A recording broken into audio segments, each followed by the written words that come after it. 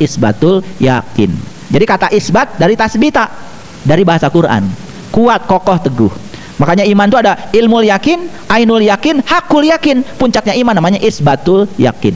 Makanya saya membuat sebuah komunitas namanya Bumi Spiritual Isbatul Yakin. Dari mana? Itu sejarahnya panjang. Salah satunya adalah saya cuplik dari Quran surat An-Nisa ayat yang ke-66.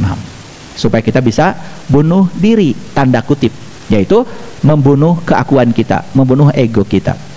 Itulah sesungguhnya kurban yang sebenarnya. Paham sekarang ya? Jadi hewan kurbannya mana? Nah, hewan kurban itu secara hakikat bukan sapi, bukan binatang, bukan kambing, tetapi diri kita sendiri. Itu sebabnya simbolisasinya sapi itu ya secara syariat bertujuh. Padahal sebetulnya maksudnya bukan begitu. Yang paling penting dari sapi betina itu adalah tujuh. Tujuh itu ada di sini. Siapa sapi betina? Sapi betina itu adalah simbolisasi dari tubuhnya manusia. Kita lihat buktinya. Oke. Harus pakai bukti, semua pakai bukti. Makanya lahirlah di Quran, namanya Quran surat Al-Baqarah. Al-Baqarah itu sapi betina. Lihat saya semuanya. Kalau di Quran ada kata-kata betina, pasti yang dimaksud adalah jasmani. Kalau di Quran ada kata-kata laki-laki, yang dimaksud adalah ruhani. Ternyata menurut Quran yang harus disembelih adalah sapi betina, bukan yang jantan. Ulangi, yang harus disembelih kata Quran adalah sapi betina. Betina itu mengarah kepada apa? Jasmani. Makanya manusia diciptakan berpasangan, ruhani dan jasmani. Nah, disimbolkan ketika haji, yang pakai kain ihram kan laki-laki. Karena apa? Haji perjalanan spiritual, perjalanan laki-laki, perjalanan ruhani. Karena laki-laki simbol dari ruhani. Haji perjalanan spiritual, perjalanan ruhani. Yang perempuan kan nggak pakai ihram. Ketika sampai di sa'i, begitu ada lampu warna hijau, laki-laki lari, yang perempuan jalan walaupun guru senam. Walaupun laki-laki itu sudah rengkot, tetap aja harus lari. Karena laki-laki itu simbolisasi dari ruhani, perempuan simbolisasi dari jasmani. Jadi sa'i itu perlambang. Kalau kalian sudah mengerti jati diri kalian yang luar biasa, yang sejati, maka kalian akan berfokus pada aspek ruhani. Laki-laki lari, perempuan jalan. Urusan ruhani lari kencang, urusan jasmani biasa aja, jalan aja. Asal mau kerja, mau usaha, insya Allah rezeki pasti datang. Tapi urusan ruhani harus lari. Sampai di Jamarat, kemudian lempar jumroh. Lempar jumroh juga menggunakan 7 batu. Luar biasa ya. Kenapa 7 bukan 8? Karena yang harus dilempar juga cuma 7. Yang harus dibunuh cuma 7. Yang harus dimatikan cuma 7. Yang harus dikendalikan cuma 7, nggak 8. Wah, saya pengen 8 aja. Ya. Biar lebih mantap. Nggak bisa, tetap 7. Paham?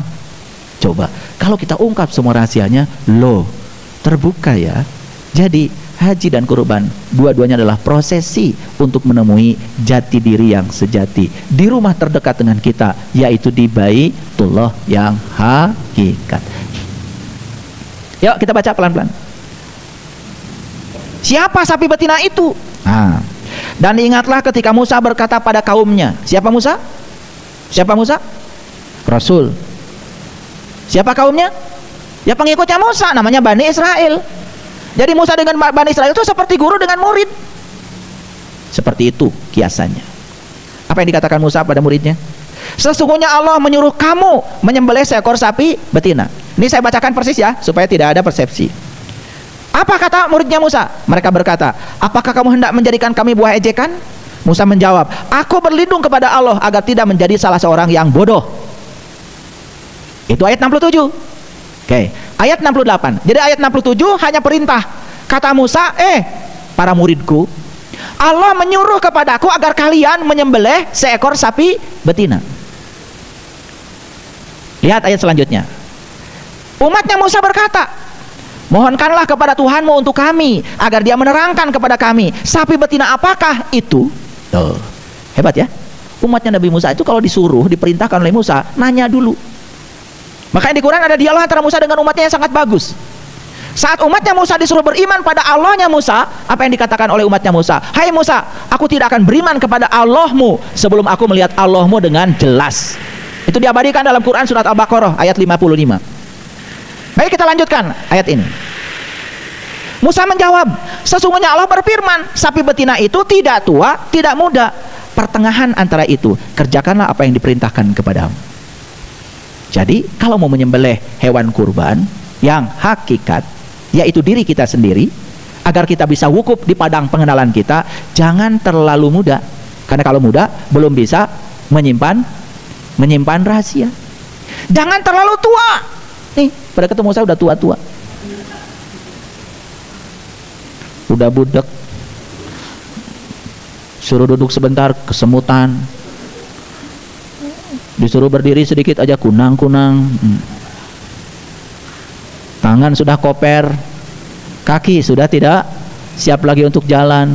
Ini perintah Quran, tidak boleh muda, tidak boleh tua. Makanya belajar spiritual yang paling bagus harusnya saat kalian sedang seger-segernya. Makanya saya belajar spiritual dari usia saya muda. Waktu usia saya belasan tahun. Saya bersyukur karena usia belasan tahun saya sudah bertemu dengan guru-guru mursyid yang bisa mengantarkan saya untuk tahu sapi betina yang sesungguhnya. Umur belasan itu. Dan sekarang saya bisa menikmati proses yang panjang di usia saya sekarang 56 tahun. Karena dari sejak muda. Makanya belajar spiritual itu ya harus di usia itu, di usia emas. Maaf ya, kebanyakan manusia belajar spiritual setelah pensiun. Apa artinya? Itu artinya untuk Allah tinggal sesana. Iya. Makanya murid-murid saya yang datang kepada saya kan udah tua-tua, duit sudah nggak punya. Iya. Badan sudah lemah, telinga sudah budek, gigi sudah ompong. Iya, mata kunang-kunang, diajak mikir keras sedikit juga bingung. Kenapa? Bayangkan, harusnya buat Allah itu di usia emas. Masa sampaikan selamat buat kalian yang untuk Allahnya di usia emas, di usia pertengahan. Jadi belasan sampai tubuh sedang seger-segernya. Kan pensiun ya, kalau pegawai negeri 58, itu kan usia pertengahan itu. Ini 78 baru ketemu saya. Kalian ingin dapat apa dari Allah kalau usia yang kalian berikan buat Allah adalah sisa? Makanya banyak yang ngomong sama saya, ayah guru, sayang sekali. Apa sayang? Ayah guru lagi ngebangun, perlu duit banyak. Saya ketemu ayah guru setelah saya bangkrut. Jawaban saya lebih asik lagi. Usah dipikirin. Ya, masih untung, udah bangkrut juga kamu masih ketemu saya. Gitu. Tapi memang begitu ya. Di kelas spiritual itu rata-rata orang yang sedang bangkrut. Iya. Banyak masalah, kan gitu ya. Memang begitu. Jarang yang sedang di usia emas, sedang jaya-jayanya ketemu guru spiritual, jarang. Makanya guru spiritual itu persis dokter. Baru diingat muridnya pada saat bermasalah. Iya, ada masalah duitnya lagi banyak, jarang ingat sama saya. Udah ingat duitnya habis baru ingat. Memang nasib saya begitu ya. Jadi yang disembelih itu apa? Ini hakikat ya. Yang disembelih itu adalah diri pribadi kita, supaya kita bisa mengalami wukuf yang sesungguhnya. Makanya kalau mau belajar spiritual tidak boleh terlalu muda, tapi juga jangan terlalu tua. Satu syaratnya, lihat. Yang kedua syaratnya, lihat. Mereka berkata, mohonkanlah kepada Tuhanmu untuk kami, agar dia menerangkan kepada kami apa warnanya.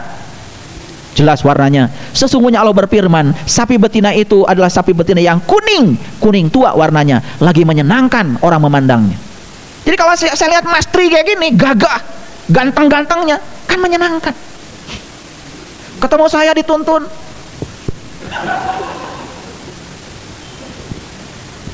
suruh pulang sama saya. Boro-boro dengar kuliah saya 10 SKS, 1 SKS saya udah mendengkur. Makanya banyak yang saya tolak. Kenapa? Nih sapi betinanya terlalu tua. Kuning, kuning tua warnanya. Ini kan spektrum kulit manusia. Ini Quran loh, Quran. Lanjut. Mereka berkata, baru dua kan cirinya tadi, tidak tua, tidak muda, pertengahan. Kuning, kuning tua warnanya. Lanjut. Mereka berkata, ini umatnya Musa, mohonkanlah kepada Tuhanmu untuk kami, agar dia menerangkan kepada kami bagaimana hakikat sapi betina itu. Ini Quran. Jadi bukan sapi yang di kandang sapi, hakikat sapi betina. Ya Allah, kenapa ayat yang sedemikian luar biasa ini kok kita selama ini gak peduli? Kenapa kita tidak mau mengungkapkan rahasia ini? Sementara kita selama ini selalu mengatakan pedoman saya Quran, pedoman saya Quran. One day one juz. Kebanyakan bacanya. Gak usah satu juz, satu ayat aja sampai kau mengerti. Pertanyakan ini, analisa. Cari guru yang waras. Yang waras. Bagaimana hakikat sapi betina itu? Karena sesungguhnya sapi itu masih samar bagi kami. Semoga insya Allah kami akan mendapatkan petunjuk. Ini kata-kata yang luar biasa. Insya Allah la muhtadun. Insya Allah akan mendapatkan petunjuk. Ini umatnya Musa sudah dijelaskan sapi betina itu tidak boleh tua, tidak boleh muda, pertengahan. Kuning tua warnanya. Sudah dijelaskan oleh Allah seperti itu. Masih samar. Ini dialog penting sekali. Bagaimana tingkat kekritisannya Bani Israel. Dicontoh harusnya sama kita. Makanya jangan heran kalau Bani Israel itu diunggulkan dari segala umat. Siapa Bani Israel? Siapa saja orang yang mau berjalan menuju Tuhan, bangsa manapun, suku manapun, apapun keyakinannya. Musa berkata lagi, sesungguhnya Allah berfirman bahwa sapi betina itu yang belum pernah dipakai membajak. Oh, bukan binatang berarti. Dan tidak pula digunakan untuk mengairi tanaman. Oh, bukan binatang. Tidak bercacat, harus lengkap. Lengkap. Makanya kalau mau belajar sama saya periksa dulu dari ujung rambut sampai ujung kaki saya liatin. Gak lengkap, gak bisa. Harus lengkap. Tapi kalau sapi yang mau dipotong gak lengkap gak apa-apa, gak ada kaki satu juga gak apa-apa. Yang penting gendut. Yang mau diambil dagingnya. Tapi ini gak boleh bercacat kata Allah. Dan yang luar biasa di sini, tidak boleh ada belangnya. Makin jelas. Bukan sapi yang di kandang ini. Gak boleh ada belangnya. Ada yang tanya sama saya, guru, bagaimana kalau panu? Gak apa-apa, masih boleh. Panu masih boleh. Masih boleh. Luar biasa ya. Coba kita lihat cirinya. Tidak tua, tidak muda, pertengahan. Kuning tua warnanya. Tidak digunakan membajak, tidak digunakan mengairi tanaman. Betul? Tidak bercacat dan tidak ada belang. Subhanallah. Itulah hewan kurban yang hakikat. Itu yang harus disembelihnya di Baitul Atiq. Itu yang dimaksud Quran. Itu yang diajarkan oleh Musa kepada Bani Israel. Harusnya itu yang menjadi contoh bagi kita. Apa kata umatnya Musa? Mereka berkata, sekarang barulah kamu menerangkan hakikat sapi betina yang sebenarnya. Kemudian mereka menyembelihnya, dan hampir saja mereka tidak bisa melaksanakan perintah itu. Jadi yang sudah diajarkan oleh Musa saat itu Bani Israel, tidak semua pun bisa menyembelihnya. Tidak semua. Bayangkan, yang sudah diajarkan saja tidak semua bisa menyembelihnya, apalagi yang tidak diajarkan. Disitulah pentingnya ketemu dengan guru, guru yang waras. Sekali lagi, pakai waras ya. Karena ilmu syaratnya 3. 1 harus masuk akal, 2 harus bisa nyata dan dibuktikan, dan yang ketiga harus punya nilai manfaat. Itu syarat ilmu. Kalau sudah berlawanan dengan akal, berarti ada yang salah. Contoh, saya mau nanya, apa betul ketika kalian sudah memotong seekor hewan, kalian lebih dekat kepada Allah? Jujur. Apa kalau kalian sudah iuran sapi bertujuh kemudian dipotong sama-sama, kalian lebih dekat pada Allah? Jujur. Kenapa kalian iuran bertujuh? Karena nanti mau naik itu. Di dunia aja saya nggak mau naik sapi bertujuh.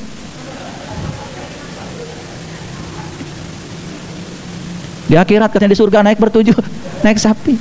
Ya Allah, kurus lagi, yang naik gendut-gendut, karunya tuh sapi. Kenapa bertujuh tidak berdelapan iurannya? Kenapa tidak bertiga, tidak berempat, bertujuh? Itu kan simbolik. Karena bagian pokok dari manusia adalah yang tujuin. Kalian bisa pintar, bisa sekolah, tujuin. Kalian bisa bodoh, tidak menggunakan yang tujuin. Kan semua muaranya di sini. Makanya Allah berdiam di sini sebagai penglihatan, berdiam di sini sebagai pendengaran, berdiam di sini sebagai kehidupan, berdiam di sini sebagai mutakaliman.